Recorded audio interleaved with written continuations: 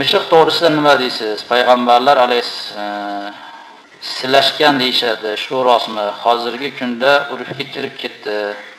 Mehmonga borsangiz, mehmonxonalarda ham uchratasiz. Oshxonaga kirishadi. Kirmaydi deb kim aytadi? Meditsina nuqtai nazaridan qaraganda gigiyenaga to'g'ri keladimi? Axir mushuk uchun chegara yo'q-ku. Mishiq to'g'riliq biz biladigan narsamiz. Hamma kitoblarimizda kitobi sur deb qo'yadi. Ya'ni og'izdan qolgan suvni sur deb qo'yadi. Shuni bobda keladi ekan, mushukni og'izdan qolgan suv bizni mazhabimizda Imom Azam rahmatullohi alayhi bilan Imom Muhammad ikkalalari harom degan. Imom Abu Yusuf makruh tanzihi, yengil makruh degan. Shu narsaga kelib to'xtagan. Imom Abu Yusuf bilan Imom Shofiylar mushukdan qolgan suvni yengil makruhlikka olib kelib, suv topilmasa tahorat qilsa bo'laveradini olib keladi. Bularni keltirayotgan hujjatlari Payg'ambarimiz alayhisolatu vassallam mushuk bu kishini tahorat qiladigan idishlardan suv ichgani kelganlarda mushukka suvni ichirib turib, keyin o'zlari tahorat qilavergan degan gap.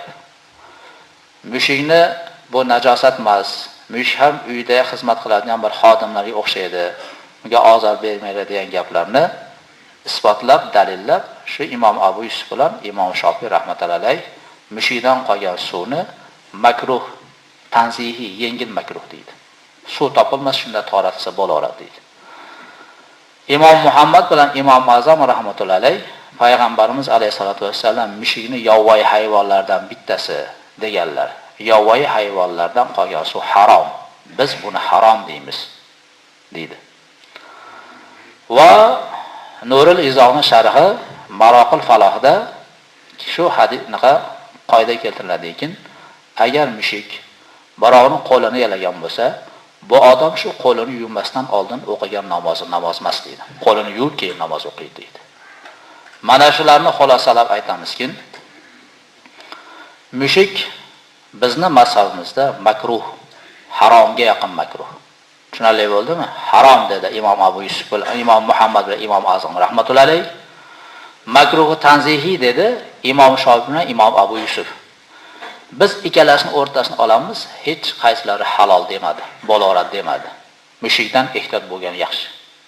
Mushukni og'zi tekkan narsalar harom. Tushunarli bo'ldimi? Mushuklar ko'chalarda tashqarida yurib kelib, gilamlarimiz jay namozlarni o'sadi, benamoz qiladi. Mushuklar kelib, hech qachonda mushuk mustahab qilmaydi-ku. To'g'rimi? Kelib qo'ngizga kelib o'tiradi, ishqalanadi. Mushuk yalagan narsani qo'lni yalasa, qo'lni yuvmasdan namoz o'qish mumkin emas deganda, mushuk tanani hamma yerini yalashi mumkin. Ishtonlarimizni, poychalarini yalab ishqalanishligi mumkin. Mana shunaqangi mushuklarni ishqalangandan keyin o'qilingan namozlar namoz qatoriga kirmaydi. Shuning uchun payg'ambarlar mushuklarni siylagan bo'lsa, u payg'ambarlarning o'zlarini mehribonligidan, rahmdilligidan kelib chiqadi. Bu degani mushuk boqsa ham boqaveradi, bo'laveradi degan fatvoni olib kelmaydi. Mushuk halol, oshxonaning tepasida oshqozonini dam tovog'ining ichiga kirib o'tiraveradi, bola ham birga yotaveradi degan gapni olib kelib bermaydi. Tushunarli bo'ldimi? Musulmon odamlar bu narsadan ehtiyot bo'lishlari kerak. Ilojini boricha bu narsani boqmasa yaxshi bo'ladi. Mabodo boqamiz, chiqon kalamishlarni qilayotgan desa, uni uyga kirishiga odatlantirmaslik kerak, uydan haydash kerak, oshxonalarda turgiztirmaslik kerak, bezitish kerak. U podvalda yashasin, cherdayda yashasin, hovlini xohlagan yerda yursin. Oshxona bilan odamlar namoz o'qiydigan mehmonxonalarga kirmasin. Bu meni gapim emas, bu kitobning gapi. Tushuntira oladimmi?